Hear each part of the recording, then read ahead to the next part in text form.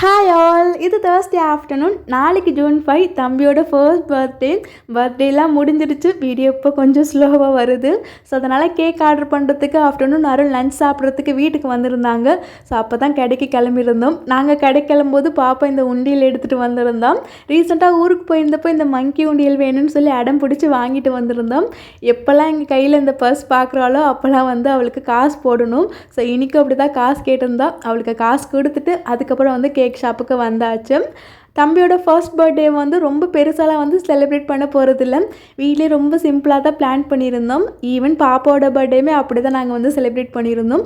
பாப்பா பர்த்டேக்கு தேவையான டெக்கரேட்டெல்லாம் கடையிலே வாங்கி நானே வீட்டில் டெக்கரேட் பண்ணி சிம்பிளாக கேக் கட் பண்ணி தான் செலிப்ரேட் பண்ணியிருந்தோம்.